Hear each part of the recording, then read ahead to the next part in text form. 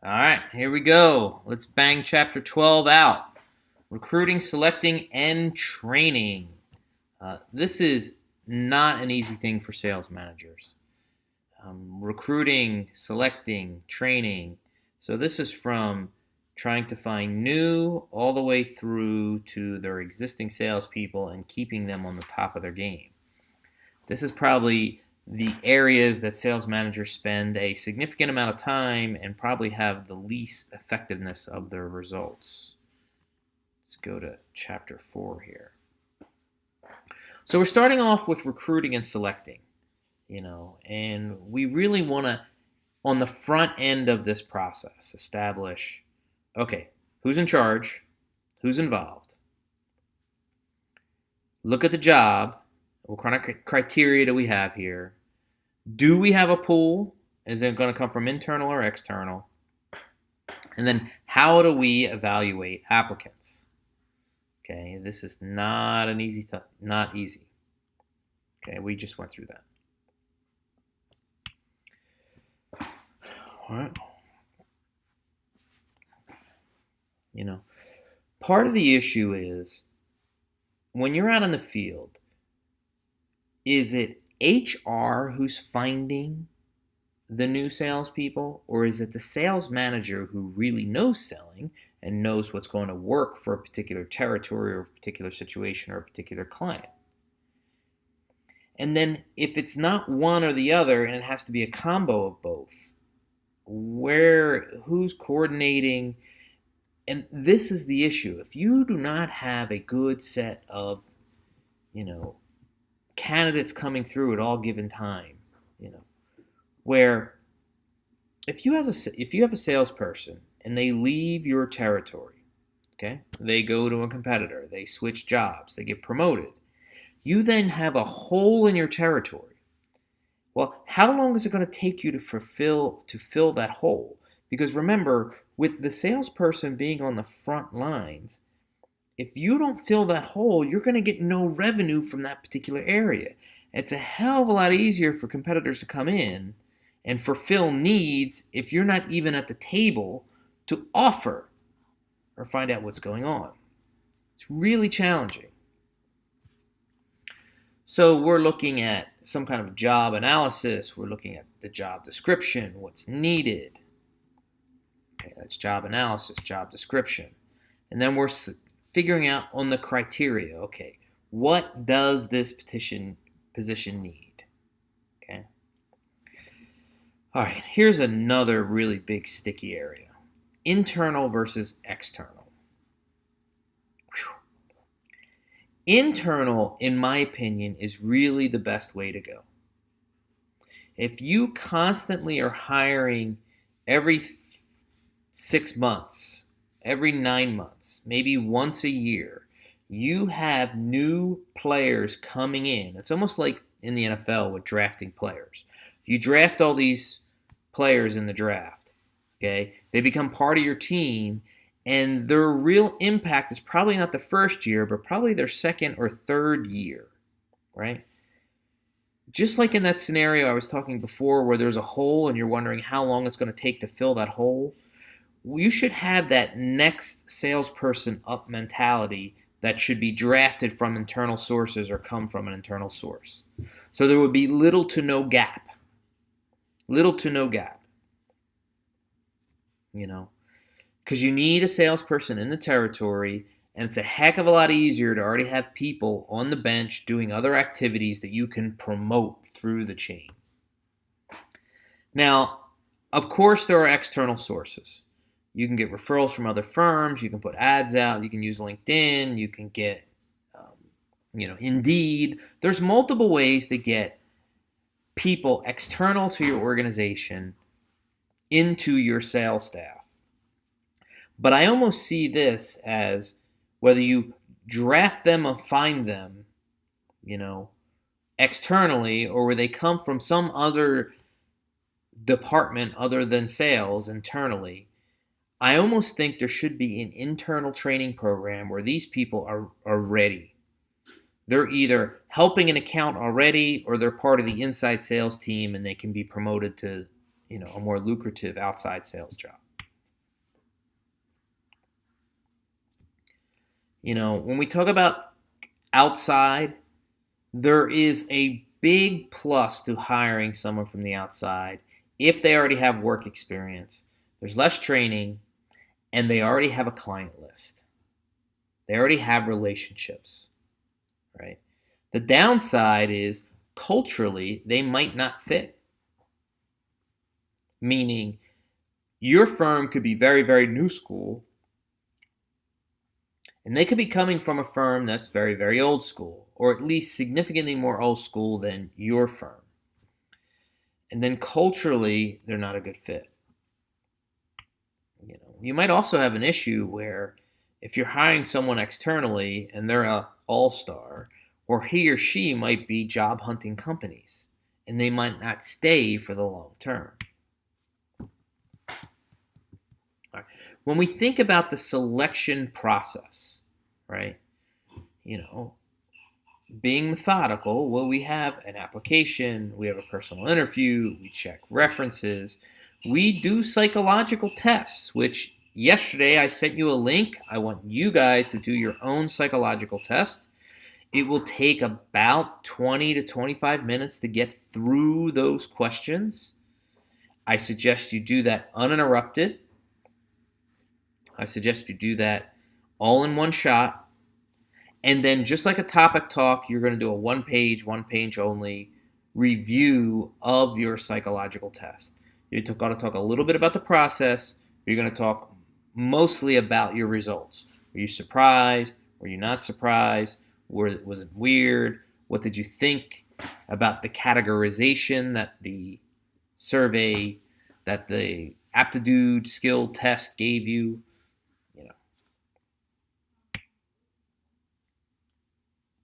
Applications, this is very straightforward. Personal interviews. All right, there are different types of interviews. There are advantages and disadvantages of interviews. Unstructured is open, free, back and forth. These tend to be more relaxed. These tend to put the applicant in a comfortable position. The downside to unstructured interviews is every interview is different. And if you have a job opening and you're going to interview 4 people and all 4 of those interviews are unstructured, you might have a hard time comparing one candidate to the other. If you do structured interviews, each candidate gets the same 4, 5, or 6 questions. Then it might be a little easier to stack the applicants against each other. And then you could have a tag-along experience, for the lack of a better expression, realistic job preview. You could have a rookie go with a seasoned salesperson in order to find out a little bit more. That's not very common, by the way. Individual face-to-face interviews are the most common. Okay, they're not a great predictor because it's only one moment in time. It's only one moment in time. Now, when it comes to doing face-to-face interviews, just like with other interviews, if this is coming from your management classes, there are certain things that are illegal or extremely sensitive that you should not ask. Nationality, race, religion, marital status. Can't ask about age. We can't ask about criminal records. Can't ask about any physical issues. People are allowed to disclose these things if they wanted to disclose them, but there's no reason to ask their credit score. As a matter of fact, a lot of you, when you're renting apartments, they ask you for your credit score. You need to see if that's legal or not.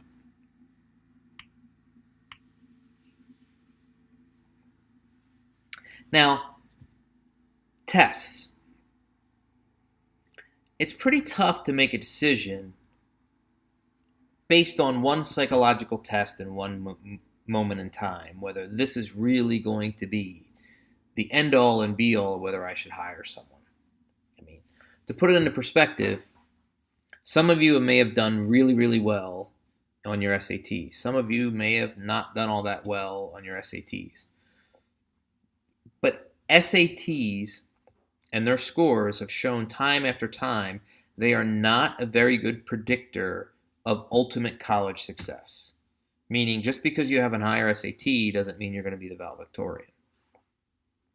Or just because you have a high SAT doesn't mean necessarily that you're going to get an amazing job and get a six-figure contract offer coming out of undergrad. You know. So useful, yes. The end-all and be-all, no. Training. There is a lot of issues with training. First of all, it's hard. Second of all, the salespeople may or may not like coming out of their territory and taking time away from what they need to do to train, especially when the training is at corporate and there's nothing really fancy about it. Salespeople really love sales training when it's like down in Orlando or it's down in Miami or it's down somewhere sunny and it's wintertime and you get a couple rounds of golf in and, the company's paying for a couple drinks at the bar, and that kind of training salespeople like because it's more fun. But the issue of extensive sales training, while necessary, how many people do you bring in to train? What is the primary goal of this particular program? How should it be structured? Because a lot of training, the other issue with training is, well, let me get to that. Training does help improve relationship with customers. It gives us more product information. It does increase productivity. It improves morale. Turnover is a big deal. We don't like replacing salespeople. That's what turnover is. And it does improve some selling skills. So that's why we train. Okay? The downside to training, this is the negative side, is too often training is a one-off. And you spend all this time and money, you bring everyone down to Tampa, you do a long weekend, 4 days, you take them out of the territory, plane tickets, hotel stays, meals, all this stuff. You spend hundreds of thousands of dollars. And then after the fact, 2 weeks, 4 weeks, 6 weeks, 6 months, is there any reinforcement of that knowledge? Is there any checks and balances whether that knowledge is being used in the field? Is there any follow-up in any way whatsoever? One of the big issues with sales training is so many times it's a one-off. This evaluate and review, this doesn't happen. Usually all the time and effort is spending organizing, designing, and in deploying the actual event with little to no after event. A lot of sales training, you get a big speaker, you get a Malcolm Gladwell come in and everybody's all impressed and they get to talk to the author and they get a book signed. But that doesn't help the salesperson in the near term. And the salesperson might be upset that they're at this training and they're not out on their territory making sure that they hit quota for the month and get their bonuses. Remember, salespeople are very, very independent. So you got to work with them to make sure that they don't get completely upset when you call them in to do all this extensive training.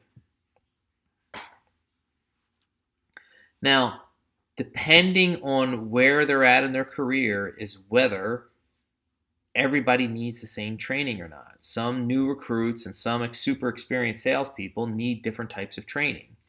I was hired down to go to Hewlett-Packard in Texas to talk to the people that have been there for 12, 15, 20 years for them to start thinking about social and digital B2B selling. They know how to sell. The new recruits know about social and digital. They don't know how to sell. These individuals knew how to sell, but they didn't know about social and digital, hence the training. And unfortunately, it was a one-off, and I have no idea how effective it was because they haven't done any follow-up afterwards. So new recruits, big-time organizations, big-time sales organizations like Hewlett-Packard, They bring in a new class every 3 months. The class has anywhere from 25 to 30 to 40 new salespeople. And they learn the HP way for about a 3 month time period. You know, and they go through all the areas of organization, product knowledge, sales structure, org structure, internal systems to be able to record and report. They do role playing, they do selling skills, they do all kinds of both internal to the company and then external with their clients.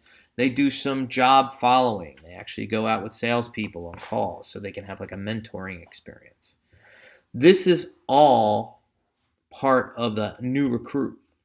Experienced salespeople, they know how to sell already.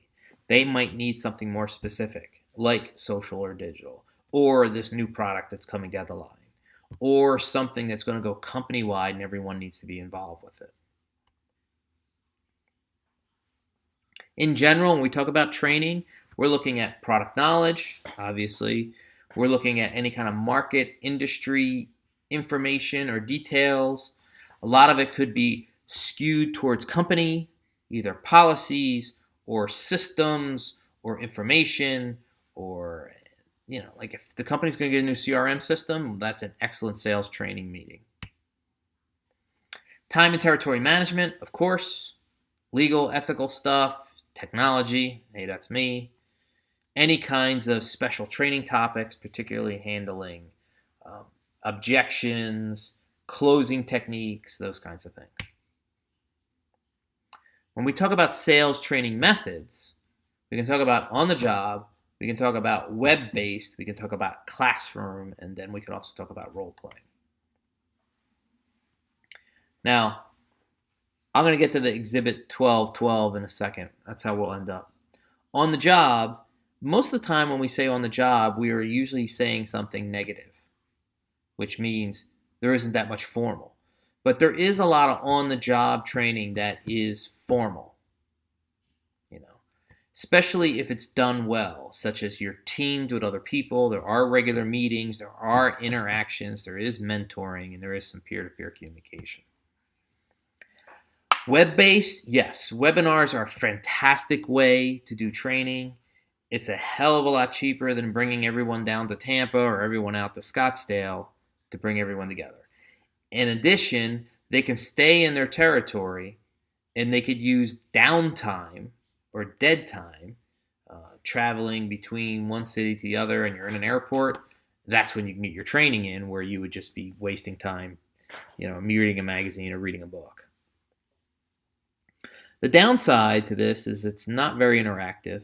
It tends to be one way. You may know how long the salesperson spent with the online module. You may know if they completed it, but you might not know the effectiveness of it. Classroom training is the traditional method where we bring everyone in. It's in a classroom environment. There is an instructor. There are students. It is the most expensive, but it is also one of the most enriched experiences. Highly recommended on the front end when you have rookies and they're coming in, and they do need that 2, 3, 6 month training period. And finally, we have role playing. Unless a salesperson is live in the field, the second best thing is to do role playing. You can learn how to overcome objections. You can get critiques from the instructor, from other salespeople that have been in the business for a very long time.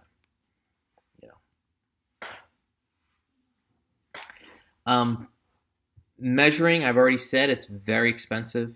Very few firms do a good job of measuring post-training experiences. Those who do usually get the benefits out of them. But the harder part is deciding on what's being measured. It could be something as simple as, are you using these new techniques or not? Could be, is the salesperson now gaining new clients or new revenue based on the new information that was picked up? I want to end on this slide. Looks very meme-ish, right? Could be something that we can see on LinkedIn. 9 problems that really kill training.